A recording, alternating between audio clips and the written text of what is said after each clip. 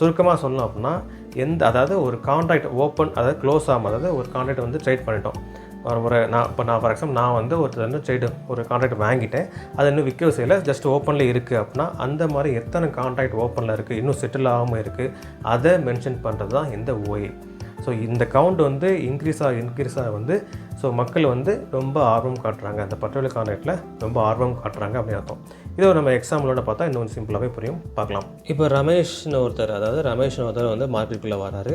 அவர் சுரேஷ் அந்த நபர்கிட்ட வந்து ஒரு 5 கான்ட்ராக்ட்ஸ் வந்து வாங்குறாரு.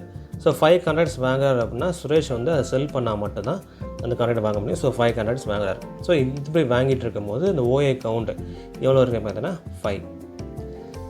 தென் மகேஷ்னு ஒருத்தர் வந்து மார்க்கெட்டுக்குள்ளே வராரு. அவர் என்ன பண்ணுறாரு, 3 கான்ட்ராக்ட் கிட்டே வாங்குறாரு. யார்கிட்ட வாங்குறாரு அப்படின்னா குமார் அப்படின்ற ஒரு நபர்கிட்ட வாங்குறாரு. ஸோ அப்படி வாங்கும்போது இந்த ஏஐ கவுண்ட் என்ன ஆகுனா 8 ஆகவே மாறிடுது. ஸோ வந்து ஏற்கனவே 5. ஸோ அந்த 5 வந்து இன்னும் ஓப்பனில் தான் இருக்குது.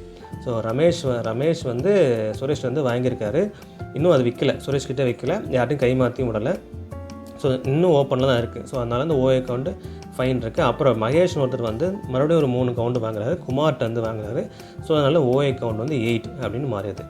தென் அகெயின் வந்து ரமேஷ் என்ன பண்ணுறாரு, அவர் வாங்கினதில் ஒரு 5 கான்ட்ராக்டில் ஒரு 2 கான்ட்ராக்ட் மட்டும் சுரேஷ் கிட்டே வந்து விற்றுறாரு. திருப்பி வந்து க்ளோஸ் பண்ணிக்கிறார், அதாவது பை பண்ணார், திருப்பி வந்து விற்றுறாரு. விற்றுட்டு அது செட்டில்மெண்ட்டை க்ளோஸ் பண்ணிடுறாரு. அப்படிங்கிற பட்சத்தில் ஓஏ கவுண்ட் வந்து எப்படி மாறுது அப்படின்னா 2 வந்து குறையுது. ஸோ 2 குறைஞ்சிருச்சு. டோட்டலாக வந்து இப்போ 6 அப்படி இருக்குது. ஸோ இப்படி தான் வந்து ஓஏ கவுண்ட் வந்து நம்ம ஆப்ஷன் செயின் என்எஸ்சியில் வந்து டிஸ்பிளே ஆகுது. ஸோ இந்த எக்ஸாம்பிளோட பார்க்கும்போது உங்களுக்கு புரிஞ்சிருக்கும் அப்படின்னு நான் நம்புகிறேன். நீங்கள் என்னோட சேனலுக்கு புதுசாக இருக்கீங்க அப்படின்னா, உங்களுக்கு ஷேர் மார்க்கெட் பற்றி தெரிஞ்சுக்கணும்னு ஆசைப்படுறீங்க அப்படின்னா, நான் கற்றுக்கிறத அதாவது ஷேர் மார்க்கெட் அப்புறம் ஃபினான்ஸ் பற்றி கற்றுக்கிற வீடியோவை அப்லோட் பண்ணிட்டுருக்கேன். உங்களுக்கு நீங்கள் பார்த்து தெரிஞ்சுக்கணும் அப்படின்னா என்னோட பிளேலிஸ்ட் நீங்கள் வாட்ச் பண்ணாலே போதும்.